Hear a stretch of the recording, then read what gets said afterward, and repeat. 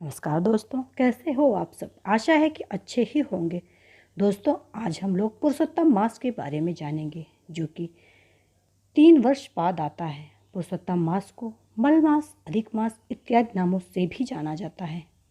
इस बार आश्विन मास में, जिसे क्वार मास भी कहते हैं हम लोग, पुरुषोत्तम मास पड़ेगा। दोस्तों, हिंदू पंचांग के अनुसार 3 वर्षों तक तिथियों का क्षय होता है, जिसकी वजह से हर तीसरे वर्ष एक बढ़ा हुआ माह बन जाता है, जिसे अधिक मास या पुरुषोत्तम मास कहा जाता है। दोस्तों, पुरुषोत्तम मास 1 महीने का रहता है, इसलिए इस बार ये मास 17 सितंबर से शुरू होकर 16 अक्टूबर तक रहेगा। आमतौर पर अधिक मास में हिंदू श्रद्धालु व्रत, उपवास, पूजा पाठ, ध्यान, भजन, कीर्तन, मनन को अपने दिनचर्या बनाते हैं। पौराणिक सिद्धांतों के अनुसार इस मास के दौरान यज्ञ हवन के अलावा श्रीमद् देवी भागवत, श्री भागवत पुराण, श्री विष्णु पुराण, भविष्योत्तर पुराण आदि का श्रवण, पठन, पाठन विशेष रूप से फलदायी होता है। अधिक मास के अधिष्ठाता भगवान विष्णु हैं, इसलिए इस पूरे समय में विष्णु मंत्रों का जाप विशेष लाभकारी होता है। ऐसा माना जाता है कि अधिक मास में विष्णु मंत्र का जाप करने वाले साधकों को भगवान विष्णु स्वयं आशीर्वाद देते हैं, उनके पापों का शमन करते हैं और उनकी समस्त इच्छाएं पूरी करते हैं। अधिक मास में सभी पवित्र कर्म वर्जित माने गए हैं। इस पूरे माह में सूर्य संक्रांति नहीं रहती, इस वजह से माह मलिन हो जाता है, इसलिए इसे मलमास कहते हैं।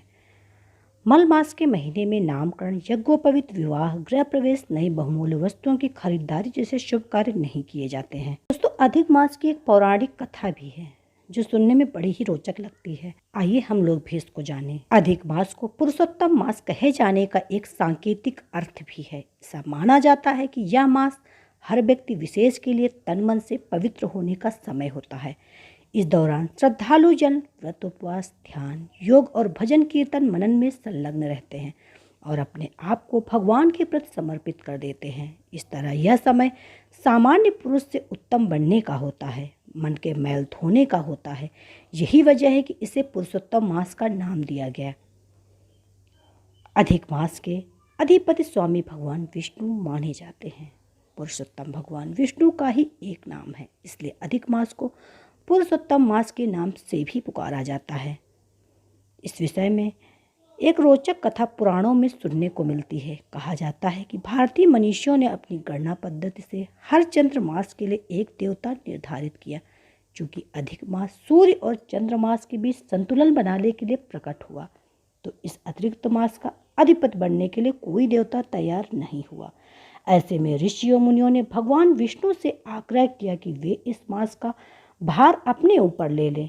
भगवान विष्णु ने इस आग्रह को स्वीकार कर लिया और इस तरह यह मलमास के साथ पुरुषोत्तम मास भी बना। मलमास का कोई स्वामी नहीं होता था, इसलिए देव, शुभ कार्य एवं पितृ कार्य इस मास में वर्जित माने जाते थे। इसी कारण मलमास बहुत ही उदास व निराश रहता था और सभी ओर से उसकी निंदा होती थी। मलमास को सभी ने असहाय, निंदक, अपूज्य तथा संक्रांति से वर्जित कहकर लज्जित कर दिया।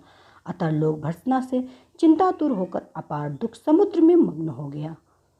वह कांतिहीन, दुखों से युक्त, निंदा से दुखी होकर मलमास भगवान विष्णु के पास बैकुंठ लोक में जा पहुंचा और मलमास बोला, हे नाथ, हे कृपानिधि, मेरा नाम मलमास है। मैं सभी से तिरस्कृत होकर यहाँ आया हूँ। सभी ने मुझे शुभ कर्म वर्जित, अनाथ और सदैव घृणा दृष्टि से देखा है। संसार में सभी क्षण, लव, मुहूर्त, पक्ष, मास, अहोरात्र आदि अपने अपने अधिपतियों के अधिकारों से सदैव निर्भय रहकर आनंद मनाया करते हैं। मैं ऐसा अभागा हूँ जिसका तो न कोई नाम है, न स्वामी है, न धर्म तथा न ही कोई आश्रम है। इसलिए हे स्वामी, मैं अब मरना चाहता हूँ। ऐसा कहकर वह शांत हो गया। तब भगवान विष्णु मलमास को लेकर गोलोक धाम में गए। वहाँ भगवान श्री कृष्ण मोर पंख का मुकुट व वैजंती माला धारण कर स्वर्णजित आसन पर बैठे थे, गोपियों से घिरे हुए थे। भगवान विष्णु ने मलमास को श्री कृष्ण के चरणों में नतमस्तक करवाया। वह कहा कि यह मलमास वेद शास्त्र के अनुसार पुण्य कर्मों के लिए अयोग्य माना गया है, इसलिए सभी इसकी निंदा करते हैं। तभी श्री कृष्ण ने कहा, हे हरि, आप इसका हाथ पकड़कर यहाँ लाए हैं।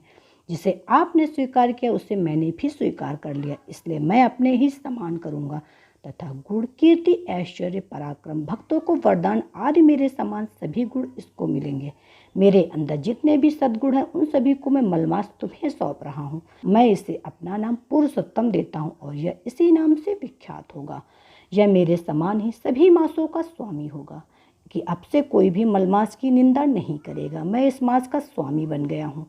जिस परम धाम गोलोक को पाने के लिए ऋषि तपस्या करते हैं, वही दुर्लभ पद पुरुषोत्तम मास में स्नान, पूजन, अनुष्ठान व दान करने वाले को सरलता से प्राप्त हो जाएंगे। इस प्रकार मल मास पुरुषोत्तम मास के नाम से प्रसिद्ध हुआ। यह मेरे समान ही सभी मासों का स्वामी होगा। अब यह जगत को पूज्य व नमस्कार करने योग्य होगा। यह इसे पूजने वालों के दुख दरिद्रता का नाश करेगा। यह मेरे समान ही मनुष्यों को मोक्ष प्रदान करेगा। जो कोई इच्छा रहित या इच्छा वाला इसे पूजेगा वह अपने लिए कर्मों को भस्म करके निसंशय मुझको प्राप्त करेगा। तब साधनों में श्रेष्ठ तथा सब काम व अर्थ को देने वाला यह पुरुषोत्तम मास स्वाध्याय योग्य होगा। इस मास में किया गया पुण्य कोटि कोटि गुना होगा। जो भी मनुष्य मेरे प्रिय मल मास का तिरस्कार करेगा और जो धर्म का आचरण नहीं करेगा वो सदैव नरक के कामी होगा।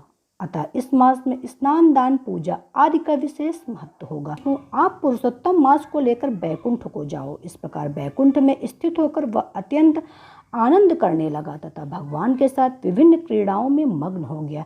इस प्रकार श्री कृष्ण ने मन से प्रसन्न होकर मल मास को 12 मासों में श्रेष्ठ बना दिया तथा सभी का पूजनीय बन गया। अतः श्री कृष्ण ने वर पाकर इस भूतल पर वह पुरुषोत्तम नाम से विख्यात हुआ। इस मास में केवल ईश्वर के निमित्त व्रत, दान, हवन, पूजन, ध्यान आदि करने का विधान है। ऐसा करने से पापों से मुक्ति मिल जाती है और पुण्य प्राप्त होता है। भागवत पुराण के अनुसार इस मास में किए गए सभी शुभ कार्यों का फल प्राप्त होता है। माह में भागवत कथा श्रवण, राधा कृष्ण की पूजा और तीर्थ स्थलों पर स्नान और दान का महत्व है।